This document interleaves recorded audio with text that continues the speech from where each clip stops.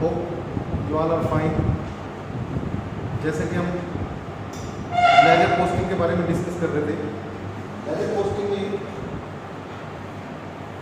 हमने अब तक जो डिस्कस किया था उसके अंदर लेजर फ्रॉम जनरल एंट्रीज, जो जनरल एंट्रीज थी उनसे हमने लेजर कैसे बनाने हैं उनके बारे में डिस्कस किया था। उसी फेज में आगे इसके आगे हम लेजर फ्रॉम कैश बुक, जब हम कैश बुक बनाते हैं कैश बुक में वो कहते हैं, क्योंकि आपको पता है कैश बुक, सब्सिडरी बुक और लेजर ये दोनों तीनों ही प्राइमरी बुक्स हैं और प्राइमरी बुक से हमें जब लेजर पोस्टिंग करनी पड़ती है तो तीनों के बारे में हमें अलग अलग लेजर पोस्टिंग जो है वो करनी पड़ेगी।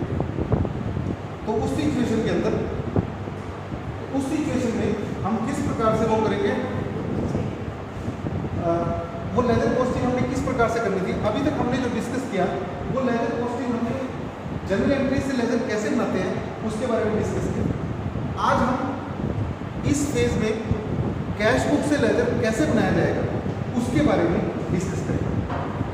और बच्चों इसके अंदर जैसे आपने देखा था जनरल एंट्रीज से लेजर जब हम पोस्ट कर रहे थे उसके अंदर क्या था कि जितने भी लेजर हमने बनाए सब में हम बैलेंसेस कैरी फॉरवर्ड करते थे। इसमें सबसे बड़ी खासियत क्या है, जब हम आगे कैश बुक से लेजर बनाएंगे और सब्सिडरी बुक से लेजर बनाएंगे, जब दोनों ही प्राइमरी बुक से हम लेजर पोस्टिंग करेंगे तो हम बैलेंसिंग नहीं करेंगे। उसका एक रीज़न है, क्योंकि मान लीजिए आप कैश बुक से लेजर बना रहे हैं, कैश बुक से आपने कोई personal account, Ram account, Shyam account, Sohan account, Mohan account, कोई पर्सनल अकाउंट आपने प्रिपेयर किया। अब कैश बुक से जब आप लेजर पोस्ट कर रहे हो तो उसके अंदर सिर्फ और सिर्फ कैश की ट्रांजैक्शन होती है। उन कैश ट्रांजैक्शंस को आपने लेजर के अंदर पोस्ट किया। अब जरूरी थोड़ा है कि वो सारे के सारे कैश ट्रांजैक्शन ही करेंगे, हो सकता है उन्होंने कोई क्रेडिट ट्रांजैक्शंस भी की।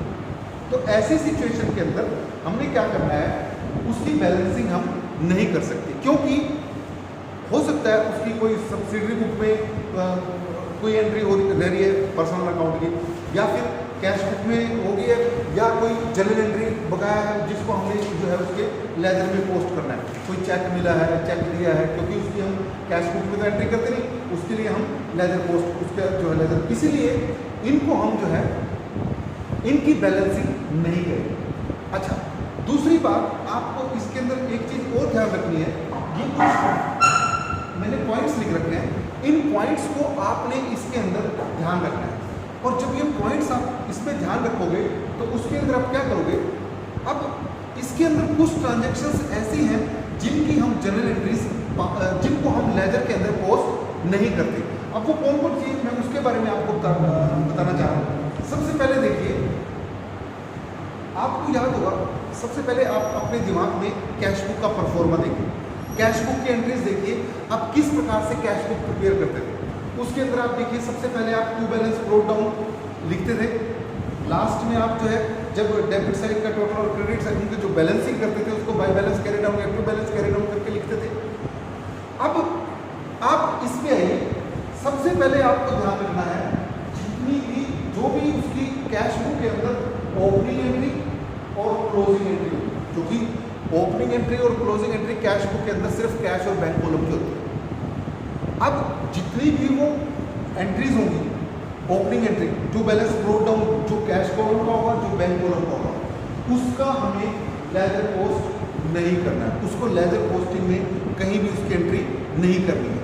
दूसरा, अगर कोई उसकी जो क्लोजिंग एंट्रीज आती है उसको भी हम लेजर पोस्टिंग के अंदर ट्रीट नहीं करेंगे। यानी मैं जो बताना चाह रहा हूँ, ओपनिंग एंट्री और क्लोजिंग एंट्री, इन दोनों की लेजर के अंदर पोस्टिंग हम नहीं करेंगे। दूसरा, जितनी भी आपने कॉन्ट्रा एंट्रीज की, याद करो हम कैश बुक के अंदर जब two column cash book, cash and bank column cash book के बारे में डिस्कस कर रहे थे तो उसमें हमने कॉन्ट्रा एंट्रीज के बारे में डिस्कस किया था। याद करो, जिसके आगे हम सी लिखते थे, जो सेम डेट पे, एक ही डेट पे हमारी अलग अलग एंट्रीज होती थी तो हम उसमें सी लिखते थे। अब ऐसी जो एंट्रीज कैश बुक के अंदर आपको मिलेगी उनको हम कॉन्ट्रा एंट्रीज बोलते हैं, और उन कॉन्ट्रा एंट्रीज को लेजर में कहीं भी उनकी ट्रीटमेंट नहीं की जाएगी। क्योंकि आपने देखा था जब हम काउंटर एंट्रीज करते थे वो उसका इफेक्ट कैश और बैंक दोनों पे एक टाइम पे पड़ता था। और वो इफेक्ट क्या होता था, एक तरफ अगर कैश बढ़ता था तो 100% दूसरी तरफ बैंक में से पैसा कम होता था, या अगर बैंक में बढ़ता था तो कैश में से कम होता था। यानी वो रिवर्स एंट्री जो है ऑटोमेटिकली हो जाती है, उसको लेजर में पोस्ट करने की हमें जो है वो जरूरत नहीं है। उसके लिए हम कोई उसको किसी भी लेजर के अंदर पोस्ट नहीं करेंगे। तीसरी बात जो आपने इसके अंदर ध्यान रखनी है वो क्या है, no need to prepare cash account and bank account. याद रखो बेटे, जब हम जनरल एंट्री से लेजर बना रहे थे तो उसके अंदर हमने कैश अकाउंट भी बनाया था और बैंक अकाउंट भी बनाया था। पर जब आप कैश बुक से लेजर बनाओगे, कैश बुक के डबल कॉलम कैश बुक से लेजर बनाओगे, कैश और बैंक कॉलम से लेजर बनाओगे, तो उस सिचुएशन में आपको कैश अकाउंट और बैंक अकाउंट ये लेजर पोस्ट करने की जरूरत नहीं है। क्यों जरूरत नहीं है? क्योंकि जो आपके पास कैश बुक दी हुई है उसका जो क्लोजिंग बैलेंस है वो इटसेल्फ कैश अकाउंट और बैंक अकाउंट का बैलेंस है, सेम वैसे ही बनता है जैसे हम कैश बुक बनाते हैं। इसलिए हम कैश बुक के अंदर जब हम कैश बुक से लेजर पोस्ट करते हैं तो हम कैश अकाउंट और बैंक अकाउंट ये दोनों अकाउंट जो है हम प्रिपेयर नहीं करते। उसके बाद नो नीड ऑफ बैलेंसिंग, इसके बारे में हम पहले डिस्कस कर चुके हैं कि हम जितने भी लेजर्स बनाएंगे उनकी बैलेंसिंग करने की जरूरत नहीं है, उनका मैं आपको रीजन भी दे चुका हूँ।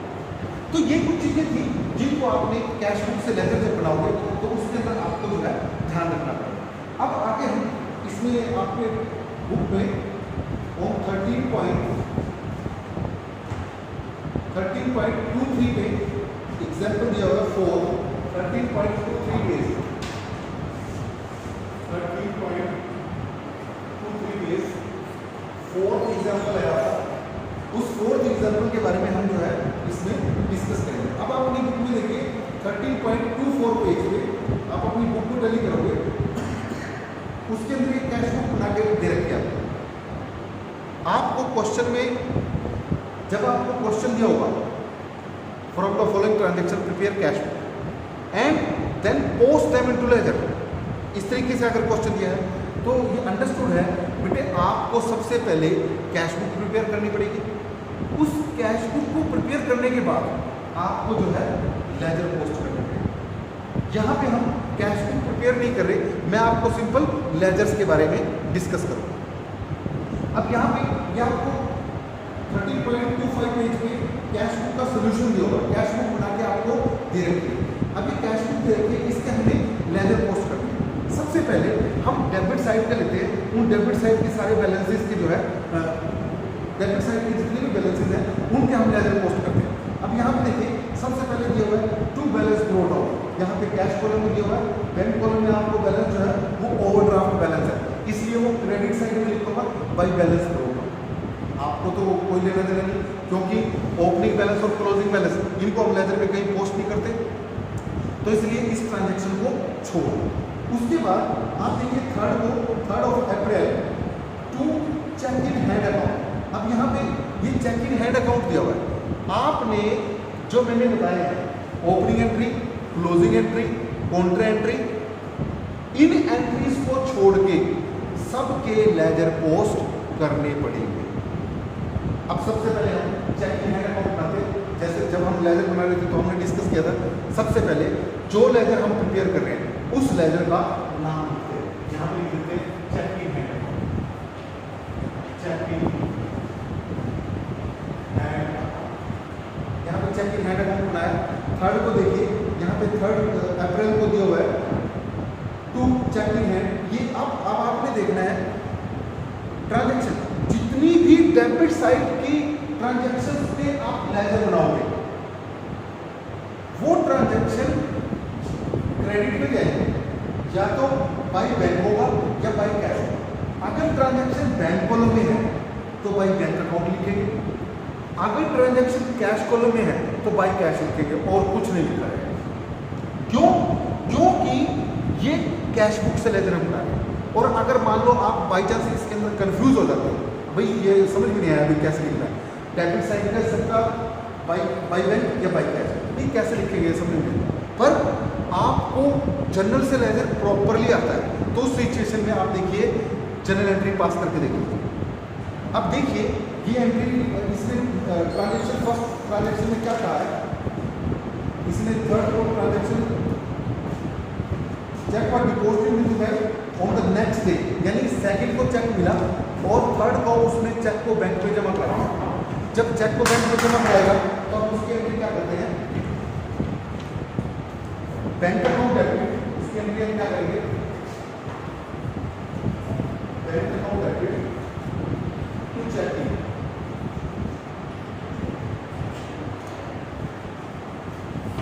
ये एंट्री करनी थी हमने, ये एंट्री की होगी अगर हम जनरल एंट्री करते थे, ये एंट्री करते। अब देखिए इसमें हम चेक इन हैंड अकाउंट बनाया, चेक इन हैंड अकाउंट बनाया। चेक इन हम हैंड अकाउंट देखिए इसमें डेबिट है क्रेडिट, क्रेडिट में है, किससे क्रेडिट है, बैंक अकाउंट से। तो हम यहाँ पे क्या लिखेंगे, बाई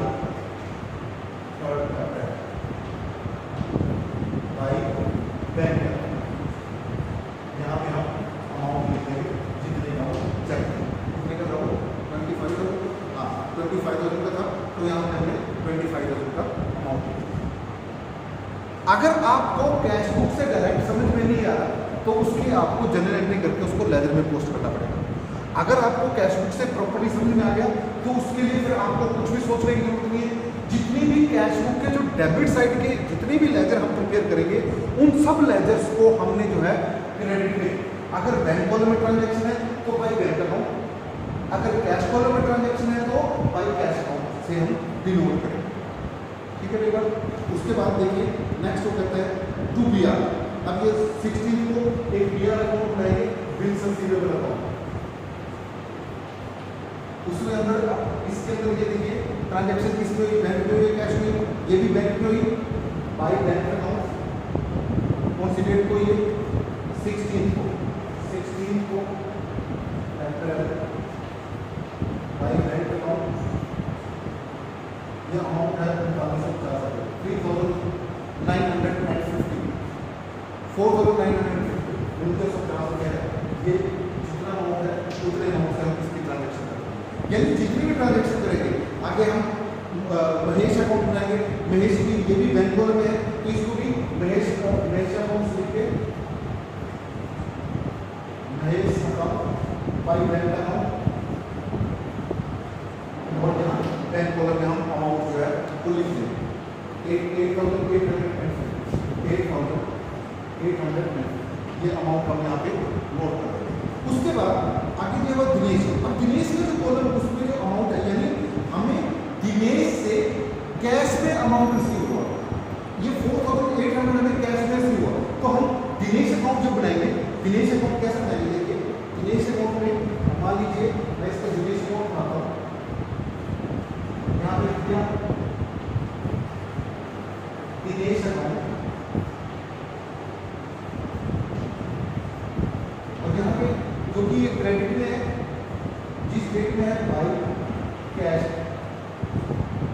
और यहाँ पे ये अमाउंट कितना अमाउंट का था, इस अमाउंट को हम यहाँ पे लिख देंगे 4,800,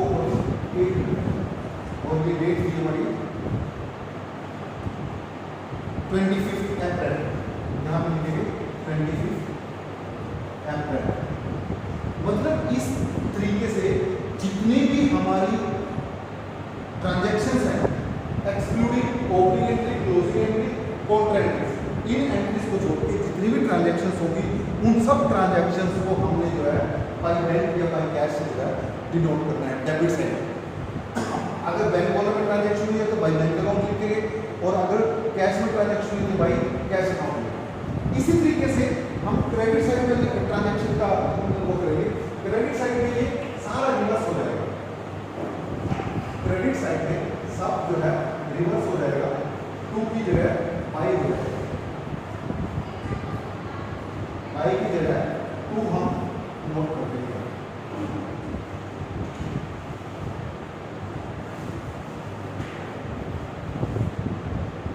बाई में जब देखिए जो क्रेडिट साइड वाले आइटम है उसमें अनिल अकाउंट दिया हुआ, सबसे पहले हम अनिल अकाउंट, ये बैंक कॉलम में तो हम क्या करेंगे 10 को यहाँ पे अनिल अकाउंट बनाएंगे। अब ये 10 अप्रैल को हुआ, यहाँ पे लिखेंगे टू, क्योंकि ट्रांजेक्शन बैंक में टू बैंक अकाउंट, अगर कैश होगी तो कैश में भी लिखते हैं। यहाँ पे हमारा अमाउंट आएगा 10,000, ये 10,000 का अमाउंट होगा यहाँ पे इस तरीके से। यानी जितनी क्रेडिट साइड वाली ट्रांजेक्शन्स होंगी ना, जितनी क्रेडिट साइड वाली ट्रांजेक्शन्स के हम एंट्रीज करेंगे, उन सब को हम जो है टू कैश, अगर ट्रांजेक्शन कैश में हुई है तो टू कैश अकाउंट, अगर बैंक से ट्रांजेक्शन हुई है तो टू बैंक अकाउंट, टू से डिनोट हम जो है सबको टू से डिनोट करेंगे। ये चीज़ देखिए आपने जो है लेजर्स बनाने हैं, और किसी लेजर्स का आपने बैलेंसिंग करने की आपको जरूरत नहीं है, ऐसे ही उसको जो है छोड़ देंगे। उसके बाद आगे कहते हैं बैंक चार्जेस, ये बैंक चार्जेस अकाउंट बनाएंगे बाय बैंक अकाउंट। अब आप देखिए इसके अंदर हमने बाय बैलेंस ब्रोट डाउन 40,000, इसकी लेजर कॉस्ट नहीं किया।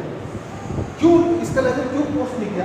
क्योंकि हमने शुरू में ही नोट कर लिया भाई ओपनिंग एंट्री और क्लोजिंग एंट्री, इनको हमने किसी लेजर में पोस्ट नहीं करना है और ना ही इनका कोई लेजर बनाना, इसलिए हमने इसको इग्नोर कर दिया, छोड़ दिया। अब उसके बाद बैंक चार्जेस अकाउंट जैसे करेंगे to bank account, bank charges 20 रुपये कर देंगे। फिर विकास का अकाउंट बनाएंगे, विकास के अकाउंट में हम क्या करेंगे, विकास का अकाउंट, ये विकास का जो है 21 अप्रैल को हुआ, बैंक में ट्रांजेक्शन है 9,800 टू बैंक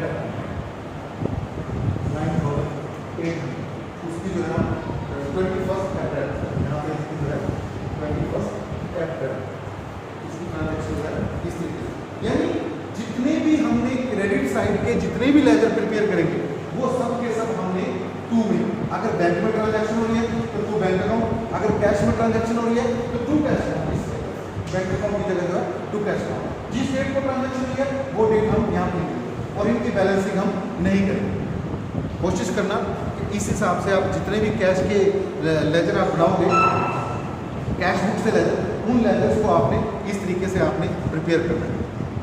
अब इसकी प्रैक्टिस करना, नेक्स्ट में हम सब्सिडी बुक से लेजर। Thank you.